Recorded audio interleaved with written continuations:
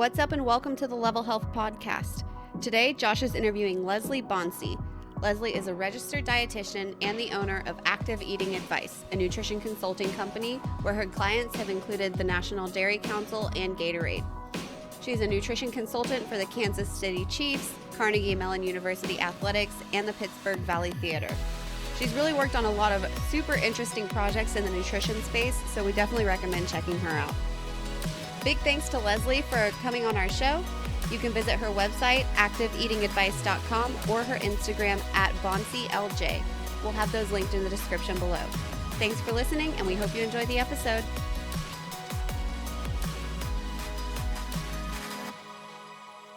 Just to start out, Leslie, I wanted to say thanks for joining me because you were one of the few people that I got connected with by Leah McGrath, and she said that you were one of the rock stars in the space. And I think I can think of no better people to talk to about like what's changing in the space, where it's going, and things like that, other than the people that are kind of leading it. Wonderful. Well, I'm delighted to be here. As a matter of fact, Leah came to visit yesterday with her hubby. They were taking a trip north from Asheville, North Carolina, and on to Niagara. So we're kind of like halfway. So it was wonderful to spend some time. It's always good to connect with people more than just FaceTime, where you can actually do a breakdown. It's wonderful. But there's so much about this field that is so exciting, and yet to consumers, incredibly confusing. It's like all of the sinfluencers that are out there with this spouting of nonsense. It's like, it's making it overly complicated, and really about dread lines, and that's not what eating is supposed to be. It's supposed to nourish the body, not torture the body. Leslie, did you just hit me with two new words there? Did you say sinfluencers, and then what was the other one? The dread lines. Dread lines, yeah, because it really is just these hot topic, just kind of clickbaity things that are always popping up across the board. I've seen more of those ads where someone's drinking this one secret drink and then they're just melting body fat, and it almost seems like they make them a little bit ridiculous to kind of just like filter out people that are susceptible to this kind of messaging, which really is a lot of people, because you said there's a lot of information out there for people to get through. Well, I mean, I think there's just a lot of work to do, but I wanted to start by asking, what got you into the nutrition space in the very beginning? What got you there? Well, and I've been a dietitian forever, so like hashtag fossil fuel. I'm not new in this field in any way, shape, or form. But when I went to undergrad, sometimes you make a good choice in where you go to school, and sometimes you don't because your parents want you to go someplace. That was me. And so I graduated in 3 years. I hated it, but I majored in biopsychology and realized this was not going to be a career for me at the time. The psychology part of it, however, was very, very interesting. And so went to graduate school in public health, and the first class was a maternal and child nutrition class. It was like, wow, and this is it. And so kind of did like the backwards door entry into the field of nutrition. And because my grad degree was in public health, very much interested in that aspect of nutrition. How can we be preventive and progressive and protective and proactive? And that's kind of the way that I've structured my career. And then my first job was working at a hospital in Wheeling, West Virginia, because there weren't jobs in Pittsburgh. It's like, surprise.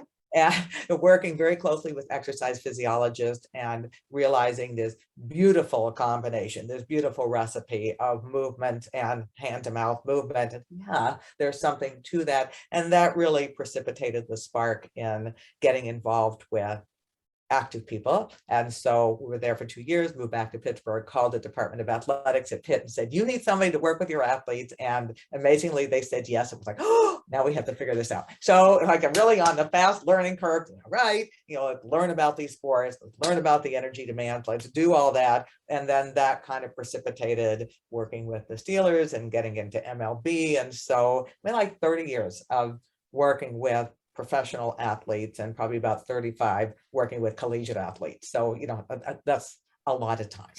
A lot of time. So right out the gate, you were able to I think something that can happen both in the fitness space from fitness professionals and nutrition space from nutrition professionals is to get really shoeboxed into your profession and right away you realize that the movement piece was so integral to the overall health piece. But I think that we just get kind of separated into these individual boxes. Have you seen that with nutrition professionals, dietitians?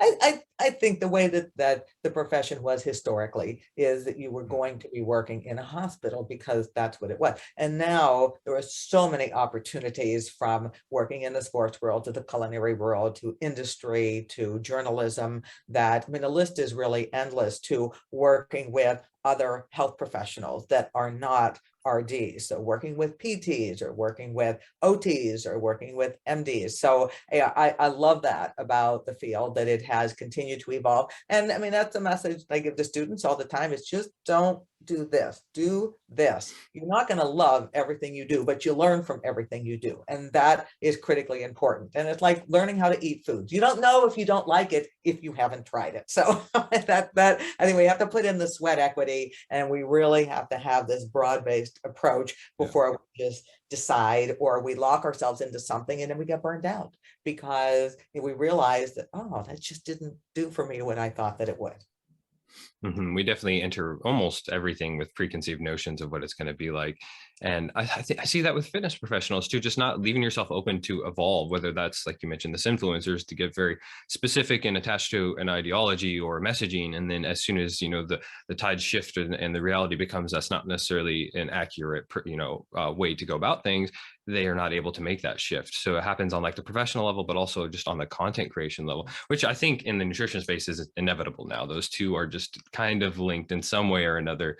You're producing content as a professional that works with people now. So it's a whole different world to navigate. I was wondering, how have you seen this space change though? You've mentioned a few already. Is the social media aspect one of the biggest ones? I'm interested to see how like magnitude, Yeah, it is. I mean, when we look at ways that we are communicating, where are we having the broadest reach? It's not a one-to-one interaction with a client or even teaching a class. I mean, then you're limited by the number of people there. But in the social media space, where messages get amplified, good and bad, it really is a chance to have an influence, again, positive or negative, depending upon what it is that one is saying. But being a registered dietitian, being a member of the Academy of Nutrition and Dietetics, I'm not just representing Leslie Bonci, I'm representing the 70,000 members. And so it is imperative to me that what I put out there is not going to be damaging, is not going to be incorrect, is not going to be misleading. I think that that's critically important. And it's also the opportunity to reach people that you might not see otherwise. And I get interactions with people all over the world. I do have clients that are international clients, but not a lot. I mean, more of my patients are coming from probably the tri-state area here, doing things virtually, so that that kind of changes the whole thing. But again, I mean, it's given us a chance to communicate literally on a global level, but with that comes a lot of responsibilities. What are we putting out there? Or as I do presentations on this, are we communicating with intention or for attention? Because they are not one and the same. It's not just about the number of followers, it's the content that you put out there. And those are things that make me insane, because I look at what a lot of people post, and I really probably more internalize it, because I don't like to get into sparring matches with people. It's just not a good thing to do. So I have ulcers instead. But I think that this is the problem, is, oh, I want the followers, I want the visibility, I want the whatever. That's what influencers do too. But just because you have a lot of people following you doesn't mean that what you were saying is correct. And for those that are absorbing that message, looking at consumers who may need to eat in a price point, looking at consumers who are now unnecessarily eliminating things because somebody said don't have this. That is not what we should be doing as healthcare professionals, and certainly not if we are in this space. The goal is to help people eat as broad-based as they can within their calorie cap, within their salary cap, within their ability cap from a culinary perspective. That's what we should be doing. Absolutely. And you touched on so many points there, but I think we found actually the quote for the podcast. It was about instead of getting into fights, you have ulcers instead, because it just seemed like there's so much chaos happening, to the point where I can only imagine people that are coming from such an experienced background that's seen this. I don't know, it could go two ways. You just completely ignore it, or it could be incredibly stressful, it seems. But you touched on something, the focusing on followers and the social media attention. is something, I mean, we put on our the front page of our directory that who's level not for, who is our fitness professional directory not for. And the first thing is people that are focused on attention and followers more than anything, because that literally leads you down the wrong road from the very beginning. You're making choices off of the wrong things. And you got another one there. You must be, how have you, do you just have a way with words, or because the intention for attention or intention, which one are you focusing on? That's very interesting. That's another good way to put that as well. I mean, it's what I do. I like to alliterate because I think people remember things when you do it. We're pretty much talking sound bites all the time. And my dad, when he was alive, we always, every Sunday, was having dinner and limericks at the table. So, you had to kind of like be right there and respond back, but it served me well. I mean, I write that way too, because I want it to be something enjoyable for people to read, and people don't want to read paragraphs. They want to read something small and pithy. That's what they want. That's very hard as a professional in this space to do that. I mean, I've worked very hard to get better at writing, but the hardest thing is to write less, I think, because oftentimes we want to continue elaborating and adding more, but in reality, like you said, people want these short clips, and how do you distill that down? And you mentioned one thing in there that I really wanted to touch on. In fact, it was my second question that I sent you. What are some practical tips for people? I mean, this is, I would think, a unique time in recent history in which food is, it's either less available, not available at all, or it's much more expensive for people. So I think even more so than now, people are relying on those packaged foods. Even though those prices are rising now, it's just easier to make those decisions. What are some practical tips in 2022 for people to eat healthy? So I think the first thing is you really view the grocery store, number one, as your prep kitchen, because it is. So that makes it a lot simpler. Number two, that you really go up and down the aisles. I mean, there's just this nonsense about only shop the perimeter. No, that means outside. That's not what we're talking about. And realizing that there are wonderful things to be found in every single aisle. So if we want to do something on a budget, and I might be buying a red pepper, and I might be buying some rice, and I might be buying some canned beans, and I could put together something very quickly, and maybe even adding some corn to that. It is a low effort meal that is not a big price point. Secondly, I think it's really important to kind of take the blinders off and realize that we're looking at nutritional value of food. You do not have to buy organic to optimize nutritional value of food. All the produce is good produce, because we're not doing a great job with that. That when we're thinking in the dairy case, well, first of all, that actually implies dairy. And if people are not going to choose dairy, then you really want to choose the next most comparable in terms of what it provides nutritionally. That's not necessarily going to be a nut or a grain milk. It's not the same. It isn't. So do that flip and read and take a look. And look at the protein content of them and see what's comparable. So soy is going to be a lot more comparable to dairy in terms of the protein than some of the other things that are there. Is, when we're looking at food items, say, oh, I want convenience, but convenience comes at a price, right? So if I'm going to buy oatmeal, you could buy oatmeal in packets and pay a lot more for that. Buy the oatmeal in the canister, put a little measuring cup in there. There you go. You just did the packet stuff without paying the extra. So there's always those little tips that I think are very, very helpful. Yeah, and also think about what else you will need if you're buying food items. So for instance, oh, I'm buying a can of tuna. Don't have a can opener. Hooray! You might want to look for things with a pop top, or you buy a can opener to make sure that what you actually have at home, you're actually going to be able to utilize. Yeah, there's a lot of, I mean, so in the very beginning, we talked about, I mean, kind of opened this with talking about how a lot of nutrition isn't about the macronutrients or the micronutrients. Even a lot of people, it's just, for a lot of people, it's the behaviors. But I think it absolutely can be useful. And this is the part that I think a lot of nutrition professionals are doing a good job. And I think even fitness professionals are trying to help with, is realizing the basic components of foods. Because if you want to make those swaps, you want to make those, I mean, and really, it really can come from, there's not really any secrets. It's on the nutrition label. So I guess just a basic, more thorough understanding of the nutrition label would be helpful. I think it's important for people to know, to actually take a look and not just buy from the claims on the front. You have to turn it around. Nutrition labels are not front of package, they're on the back. And I think actually the most important things on a nutrition label are the first two lines which tell you number of servings in the product.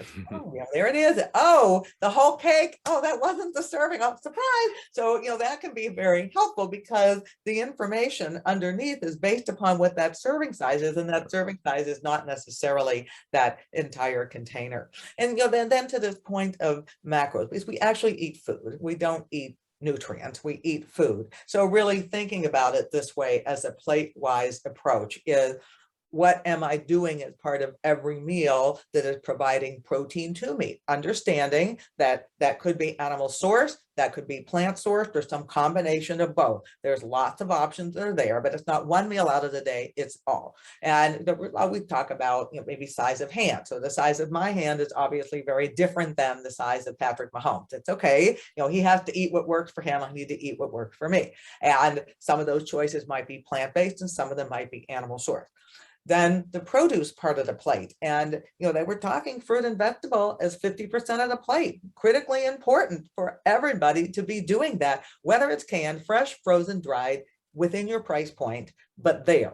Or if it's in a blender because you prefer to have it pureed instead of chewing, doesn't matter, it needs to be there. And then not to take the grains off the plate.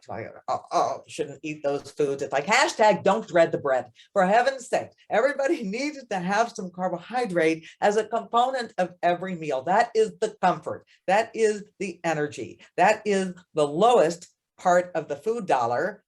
And there's lots of choices that are there, and not to eliminate without justification. So for instance, no gluten-free unless you have celiac disease or gluten sensitivity. Otherwise, why? I'm always amazed. Actually, I'm not amazed anymore. Like, okay, is that my athletes say, I'm gluten-free, but I drink beer. It's like, what about that do you not understand?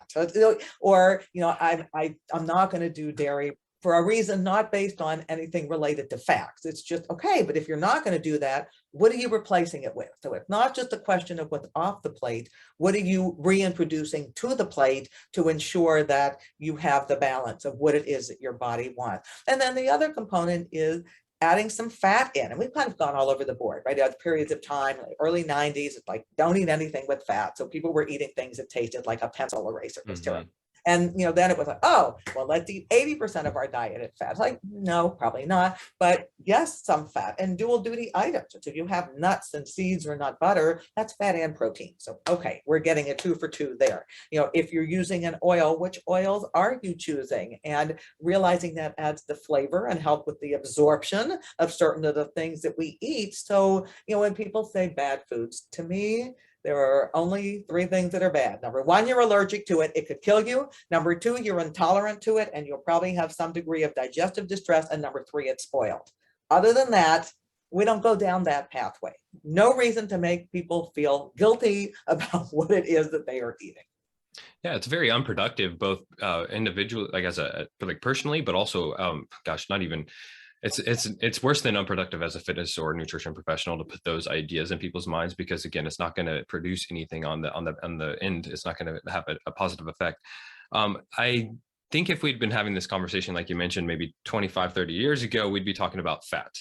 But I wanted to ask you before we move on to some of these other questions, why should we not be afraid of carbohydrates? So, when we look at, and because I work primarily with active people in some capacity, whether they're the surreal or real people, is when you look at an energy source for exercise, what is primarily driving that? Well, when you're doing high intensity activity, it's fat, it's carbohydrate, as the primary energy source. When you're doing a more moderate intensity, it's 50% carbohydrate source, it's 50% fat as those energy sources during activity. And if we're not having enough, the body has to be resilient and resourceful, and it will be, but that means it's going to door number 2. And the door number 2 is not just, oh, I'll burn fat. That takes a while. The door number 2 is, hey, let's break down some lean mass to generate that fuel that we need. Well, that's a problem. Hey, look, lost a bicep. Why did that happen? Because you're not eating carbohydrate. So, this is, and it doesn't mean to the exclusion of all else. And I think that certainly has changed a lot in the performance nutrition space. People don't have to be consuming 70% of their eating as carbohydrate. But on the other hand, when we look at what our body needs, and fiber is something we all need, not getting that from protein. It's not happening unless it is a nut or a bean. So we realized in order to get those needs met, to support a healthy microbiome, to have the focus we need in our brain cognitively, we need to have enough carbohydrate. So again, that doesn't mean to the exclusion of all else, but it doesn't mean not taking up any room on the plate. It is just, it's one of the things that makes me most crazy. And I've had some of my professional athletes say, oh, I'll try keto, I'll do it. Because they were valuing physique over performance. So, okay, I want to have ripped abs. We remind them when you're on a football field, you're not typically picking up your shirt unless maybe you're in the end zone and you've done something wonderful. But, so nobody's seeing that anyways. And secondly, if that is the sole focus and you're too tired to get through a workout, that's a problem, because that's not going to make the coach or your teammates happier because you're collapsed on the field. Yeah, you might have ripped abs. You're down for the count. That doesn't work. So, I'm being facetious, but I'm not. It's really putting it into perspective. Yeah, it's performance is number one. And you can do both performance and physique, but that doesn't have to be by I'm totally cutting some aspect of my plate out, some value added aspect of my plate. You don't want to be doing that. It's interesting that even at that level in which you could be talking about, potentially millions of dollars on the line for you, that even then, I heard the same thing from a lot of CrossFit athletes. They would want to be looking good for their CrossFit, the games, and then they end up sacrificing their performance because of it. So yeah, it's interesting. And then it kind of makes sense that at a less serious level, the average person, that of course, those kinds of things are going to be influencing them, especially if they hear that these athletes are going into those kinds of things. But I think that a big issue on both, I would imagine the athlete side, but also then the just average person, is the confusing or, kind of just, confusing the temporary effects, the temporary weight loss, the temporarily feeling better, the temporary improvements in digestion, those kinds of things with actual outcomes, like what's going to happen 6 months, years down the road if you're only eating meat. Yes, it may have helped your digestion temporarily because you got some other stressor out perhaps, but so is that something you see a lot? Is that confliction between what's actually temporarily happening and what may happen long term? Because everybody really thinks in the moment. I mean, nobody can think long term. It's just not the way it is. We're thinking for right now, all right, if I do A, I'm going to see B. You cut your carbs, you step on the scale. Are you going to weigh less? You are, because carbohydrates are also important for fluid balance. So if you take them out, you're going to lose more fluid. So that will show up as a decreased number on the scale.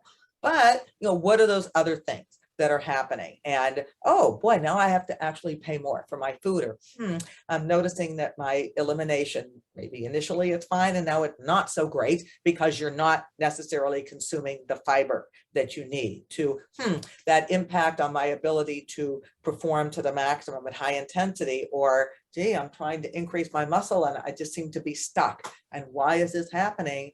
Again, looking at the critical role that carbohydrate plays in all of that, and realizing as well that when we use that term, and some people just show certain things, oh, you're just talking about cookies, cakes, candy. No, I'm talking about beans, I'm talking about fruits, I'm talking about vegetables. Nuts have some degree of carbohydrate in it. So it's a very, very wide variety of foods to choose from that enter into that realm of being carbohydrate containing food. And some of the research that is continuing to emerge about low carb diets, effect on performance, typically not great, potential impact on bone health in a negative direction. All right, that's a problem. Impact on something else. It might not be immediate, but oh, look, now my LDL, my bad cholesterol is higher.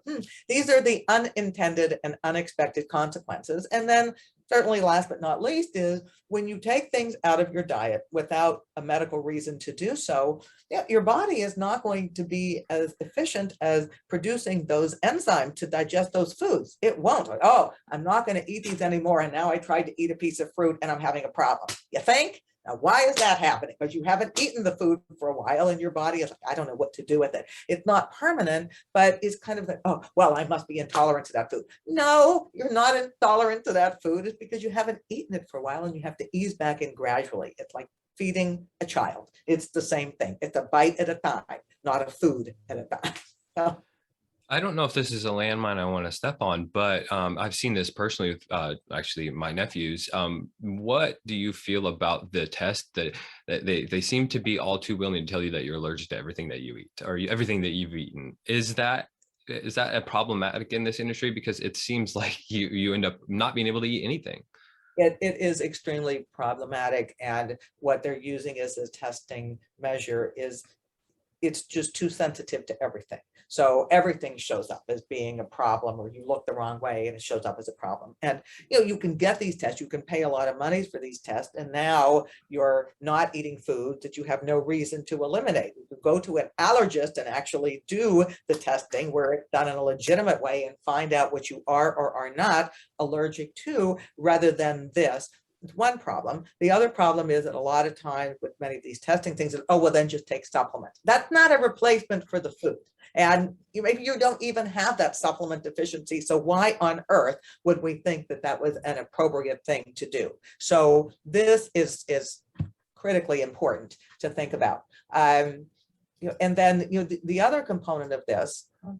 So and the other component of it, I remember having this with one of my baseball players who worked in professional baseball. I won't name athlete or team, but he was from the Dominican Republic, did this test and said, okay, you can no longer have rice or beans. Now, he grew up eating those foods. So why would you think in your mid-30s that all of a sudden you could not eat those foods? No reason, because he had a test. Well, I paid a lot of money for this, therefore. Now, he lasted not even 24 hours and said, and I can't get my rice into surprise. So there we go. I mean, these are the kinds of things that absolutely incense me. But I think that it's critically important for people to be aware, unless you have a medical reason to cut something out, don't. Just don't do it.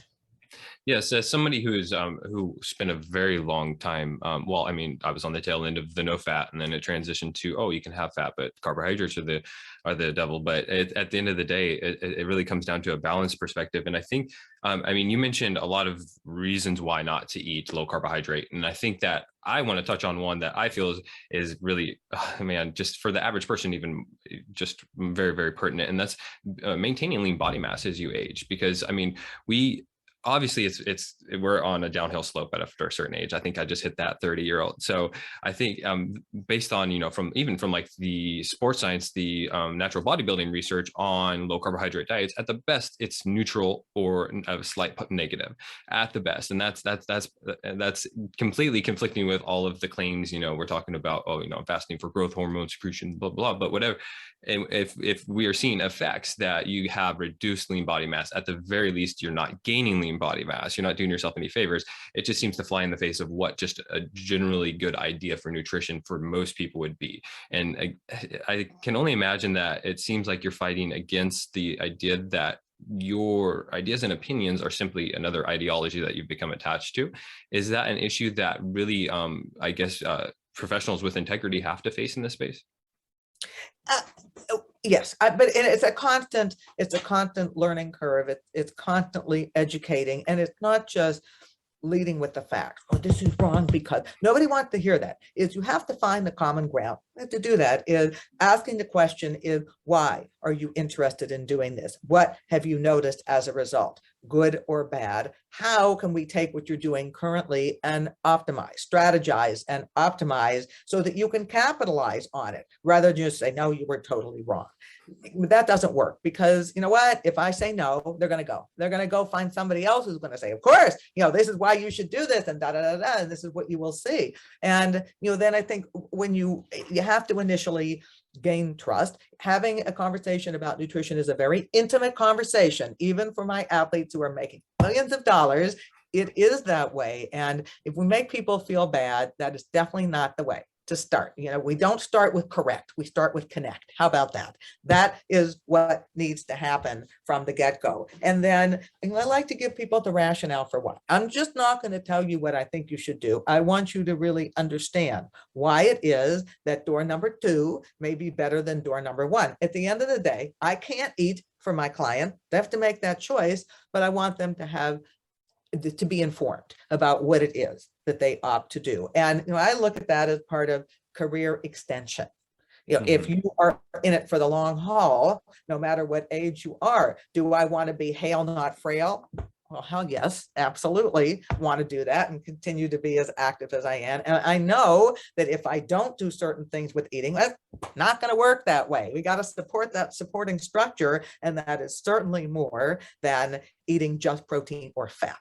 Those, so, above macronutrients, let's think phytonutrients, let's think plant nutrients, all of those things. Oh, those are carbohydrate foods. Oh my God. Well, yeah. And that's critically important.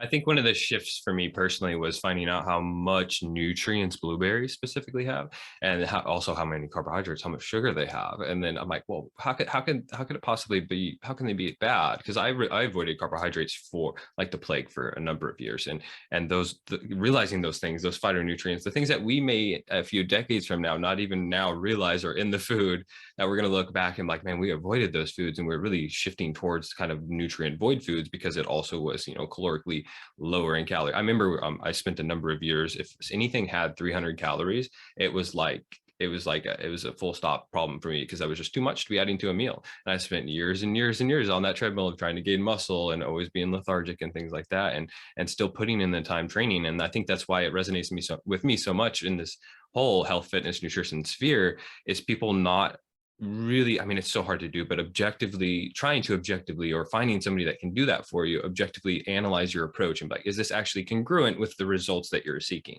Because I see that with the way that people lift weights. I see that with the way people do really anything in this space. It's just not necessarily aligned with what they actually think that they want. And I think that's a good way to transition into athletes, because you're seeing a lot of these same things are happening with athletes. And I think that people typically look to these people as role models. I mean, a lot of them position themselves as role models in the nutrition space. So that's interesting. But are athletes typically good role models for nutrition for the average person? It depends upon what it is that they're doing with their eating, or even sometimes products that they're endorsing. It's okay. I maybe like a handful of athletes that I would say are doing it well, or maybe a little bit more than that. But I think to be a good role model, it's also sometimes what you say as well as what you don't say. So, oh, I'm only going to do organic and this, that, and the other. That's very off-putting. That's very elitist. That is not what somebody on food stamps is going to be able to do. I mean, and if I could design my dream world, I would love for athletes to accompany me to dollar stores. And you know what? Let's do videos there. My professional athletes saying, here, I could put a meal together from what's here, because there's a heck of a lot of people. That's where they're buying their food right now. They're not going to Whole Foods. They are not having personal chef. They aren't doing that because they can't afford it. A lot of people are getting boxes from food pantries. This is the way that it is. And that is a lot more meaningful. That's being in touch, not out of touch with what the general population, those who root for you every Sunday or whatever, but couldn't even possibly maybe have the money to go to a game, or eat that same way, or afford to waste food, or whatever the case is. So yeah, and again, there are some, I think there are also some that are very involved in their communities and really trying to make a difference, and bravo for that. But what comes to other types of things, more about what I'm not eating, again, won't mention names, about certain athletes, not because there's a medical reason, just they want to do that, or somebody told them that they should. Is that really reflective and appropriate for maybe all of their fans that are out there that just could not even fathom being able to eat like that? So.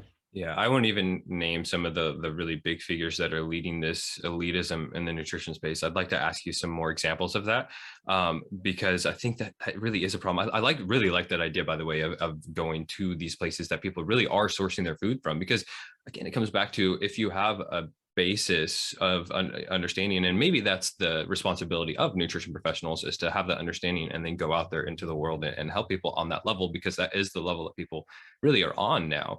But I mean, that doesn't mean that this family that is shopping at the dollar store for their food needs to be analyzing food labels and things like that. It just means that I think we need a more broad scale education. But what are some of these other elitism problems in the nutrition space? I see it a lot with the messaging, the marketing, advertising, everything.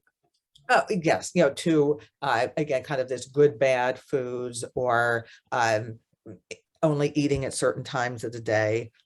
You know what, if you have limited budget, you're going to eat when you have food around. That's kind of the way that it's going to be. To, maybe only doing plant-based. Again, that's fine, that's a choice, but that's not the only way of doing something. To just picking a plant-based milk, which is an oxymoron because plants don't have teeth, so it's not milk. But because you're paying a lot of money for something and you're not really getting the ROI for it in terms of the nutritional value, but you've just spent a lot of money doing that, to perhaps an over-reliance on supplements. Supplements are intended to correct deficiencies. They're supposed to do, but they're not a replacement for food. They're a complement to. And that, is something, again, we see athletes that might be endorsed by, and I think people assume it's like, well, they're endorsing it, therefore they take it all the time. Well, that's not what that means.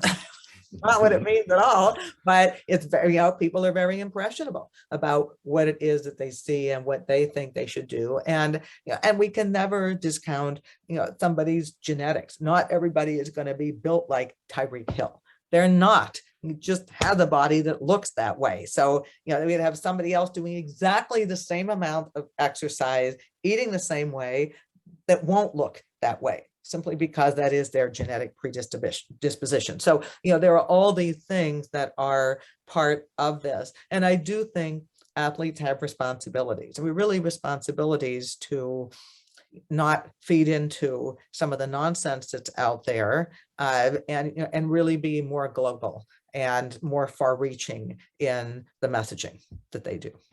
Of course, and the supplement industry has nailed that their marketing so well, because I was spending a substantial percentage of my income on supplements for the early part of my 20s, and it's just ridiculous because, like you said, they probably aren't even taking that supplement, and then even if they did, they were world-class athletes before they started taking the supplement. That's why they got the sponsorship. So it's not like that's what made them get there. And I saw that with bodybuilders.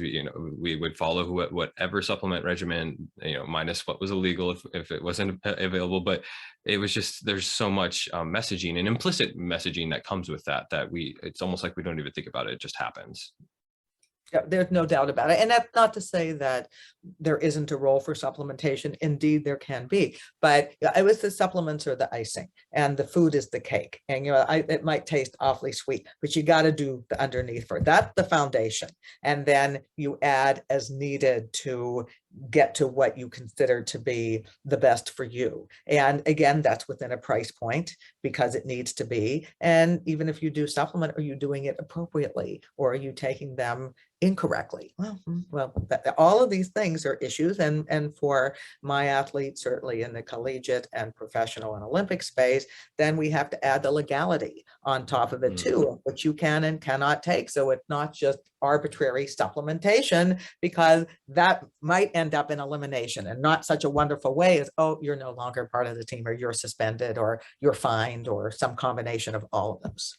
It's certainly not surprising that there have been a track record of athletes popping on drug tests for they may have legitimately been just taking an off-the-shelf supplement, because we just know that how questionable a lot of the brands are, and especially now when a brand will pop up on Amazon for a month and then it'll disappear once they've sold all of that stock. But is there a big difference in nutrition for athletes and the average person? And how can somebody that just living an active lifestyle try to mirror some of those better principles that athletes employ? I think in general, when you add in the element of physical activity and energy expenditure compared to people that are sedentary, so the difference can be overall in terms of, do you need more in order to support that energy expenditure so that you end up in balance in the end of the day?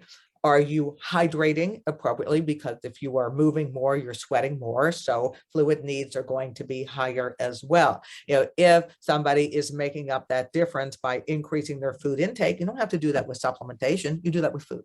And that's how you meet the balance. But depending upon the sport, the number of hours, the intensity of what somebody does, the duration, all of that is also going to determine what that difference needs to be. And are we in season? Are we out of season? Are we pre-season, where oftentimes the needs are higher? Let's talk to high school athletes about this. When are you working hardest? Both of my sons played soccer, with all day for 2 to 3 weeks before the start of high school season. And if you don't do it right then, you're exhausted by the time the season starts, because what happens during the school year, you're in class all day long. So you're pretty much on your behind, except moving from class to class. And at the end of the day, you got to ramp it up to do what you need to do. So, it is, I don't, we would say periodization in that sense of the word. People don't necessarily understand that, but to really think about, all right, an average person, I'm going to train for a marathon.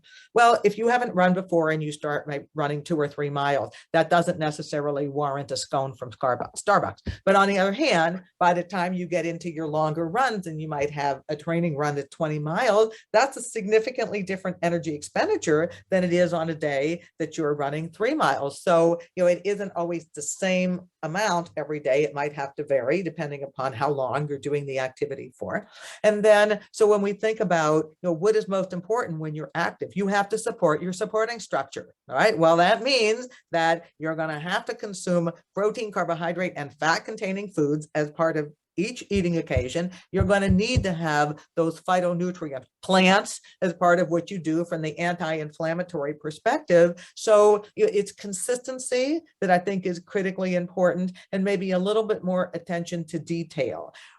Quantity, depending. It may change slightly because it needs to. Quality is there, but quality also within a price point. So, it's not just, well, I just want to gain weight, so I'll just eat more. Eat more of what? What are you eating more of? Is that helping what you're trying to do, or is that hindering what you're trying to do? My website is Active Eating Advice. So I'm really a very big believer in active eating. And I think part of that is you're in the kitchen. Food doesn't make itself.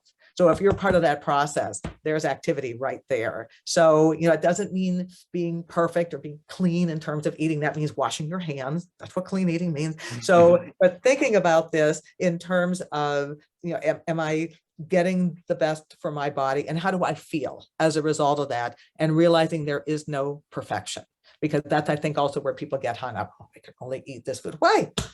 What if that food wasn't available? We're seeing that a lot right now with what's happening in food supply. But I'm used to having almond milk. I can't find it. Let's find something else. There's always a door number 2, a number 3, a number 4, a number 5. And that, I think, is also, as a nutrition professional, we have to be able to give people those options. So, a meal plan, well, I don't want this on Monday, then don't have it. You do something else instead. So it's really increasing nutrition knowledge across the board. That is what we do. So it's food guidance, not meal plans. That, I think, is the much better way to think about it.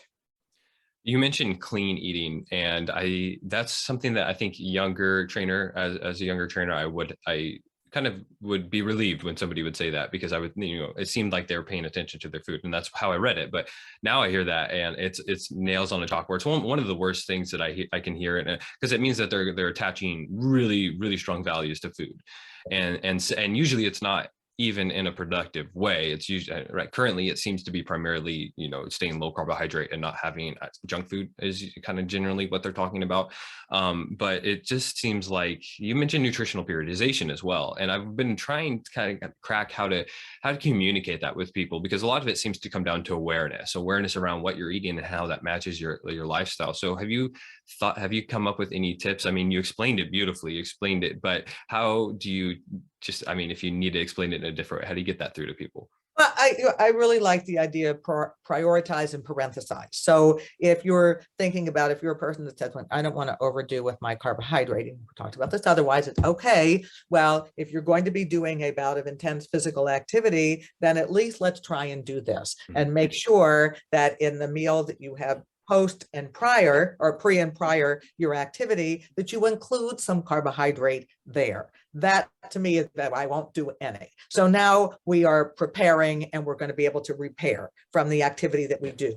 I think that's a way in for people to understand is, nobody wants to say, I'm the slowest, I'm the weakest, and I tired before I started. That's not really what people want to do if they're being active. So to give them the rationale in that way, it's a baby step, but it is an important step. And then that also gives people the ability to customize it, right? If I work out in the evening, or I work out first thing in the morning, so I'm really going to pay attention to how it is that I eat around those workouts and how do I feel. as a result, so that we're not playing catch up later or starving later because we didn't put something in. Oh, I can't eat after I work out because I don't want to gain weight. It's like, what are you talking about? But but this is what people hear, is they believe that to be true, versus that let's try it. Just try it this way and tell me how you feel. Because the feeling part of it is really what's going to make the difference at the end of the day. Connecting with how your body's responding, and yeah, I mean, we have an interesting society where we typically don't pay attention or even consider those things really, or we suppress it and we continue to drink more coffee and keep pushing. But I think that just generally becoming more aware and more present, honestly, mindful eating, it has become a little bit of a buzzword. A lot of people have taken it to the extreme, but it absolutely can help you grow awareness around food and how your body responds to that and what you're getting from that. And it seems like you mentioned quite a bit that when you're working with people, are you adding things in? Do you prefer to add things in instead of take things away? Instead of saying, hey, maybe you don't want to eat, less than 20 grams of carbohydrates a day. You just try to introduce a little bit with them and help them kind of bridge that gap a bit. As a starting point, you have to meet people where they are. Mm-hmm. So if somebody has been consuming a very low carb diet for whatever reason, oh no, you have to have at least 130 grams a day. Now that's true, but not immediately. Because yes, you're going to have some GI issues, and yes, you're going to feel more bloated because your body's holding more water, and that's uncomfortable. It's like, oh, this person must be out of their mind. So it has to be a very gradual. It's kind of a selective thing. Is let's pick a time of the day. Let's think about when you're active. Could we potentially make a change there? It becomes more palatable to people, not just in their gut, but up here, more palatable as well. And so it has to be that way. I always say I'm the pit crew, and my clients are the driver. So ultimately, they're going to steer the wheel the way they want to go, but I'm going to be the GPS. I'm going to help them with it, but I'm going to give them the reason for why and try and do it in a way that is as digestible and doable as it possibly can be. Yeah, it's foolish to think that you're going to be able to actually make these decisions for people. And it's definitely the mark of kind of a growing professional to do those things, because it just really doesn't come down to you imposing those things. They're making decisions for themselves. I don't know. It's also partially, I see this with fitness professionals a lot. They're very prescriptive. So when that isn't followed through, regardless of how realistic it was for the person, when that's not followed through, it's their fault. And then you can say that, I held up my end of the bargain, but it's on your end. We talked about a lot of stuff today, so I have just one more question for you, because this is something that I personally come across a bunch, both personally with people, but also with the people that I work with, not necessarily convincing, but warming them up to eating more protein. Because similar to carbohydrates, I've seen a lot of people, a lot of fitness professionals even saying, okay, you're eating 20, 30 grams of protein a day, which is not entirely uncommon, I think, in like the seniors. And but then they want to have them eat 100, 150, what they should be eating. But in reality, that's not going to happen. So have you developed any ways to get more of that included? Yeah, and again, we think about these foods from a realistic perspective. Is protein is not inexpensive, right? So that's number one, is it has to work within somebody's budget. I think we talk about those terms. I'm a dietitian. Do I know what protein-containing foods are? I do. Does the average person out there know? No. Oh, is that in a banana? It's like, what do people know? They don't really understand what that is. So it's kind of, that's the first thing, is heightening awareness. So tell me what you eat in a day. Let's talk about what that looks like.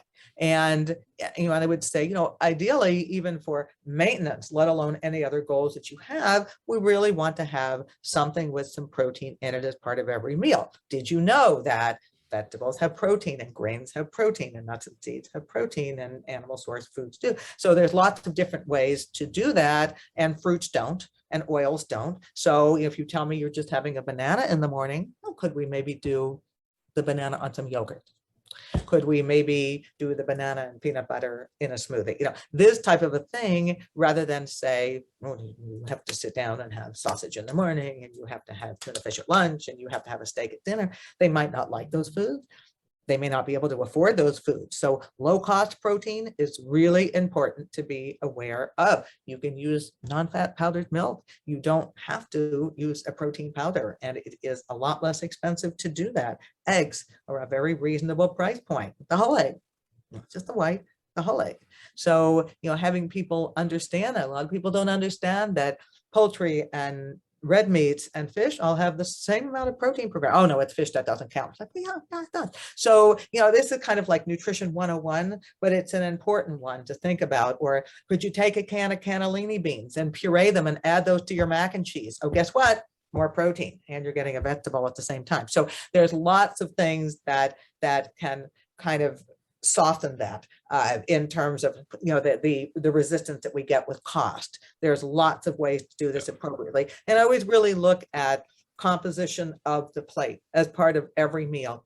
Each meal is an important one to think about in terms of not just the number of grams of protein you eat, and again, that's a very obscure term for people, but how you eat your protein over the day is really what I would rather focus on. Absolutely. And beautifully, that aligns with the importance of spreading your protein boluses out through the course of the day anyway. So it's interesting that it really can become about behaviors, but I appreciate that you started it out with the affordability aspect, because you're right. Protein is seems to be the most expensive macronutrient. So it's not surprising that that's really the thing that falls away first, because people are looking primarily towards the animal meats and the muscle meats, the expensive things. Nowadays it's liver and all this expensive raw stuff, but it really can come down to looking at the entire plate and all the bits and pieces that are into that. So yeah, this was awesome, Leslie. We have a ton of stuff to go over and send you clips and everything like that, and we'll be posting a bunch. But is there anywhere that you wanted to send people? Oh yeah, so I have two websites. One is activeeatingadvice.com, and the other one is performance365.org. So two places that you can find us. Awesome. We'll link both of those. And thanks again for coming on today. It was great talking with you, and we'll have a bunch to share with you. I love it. Thank you so much.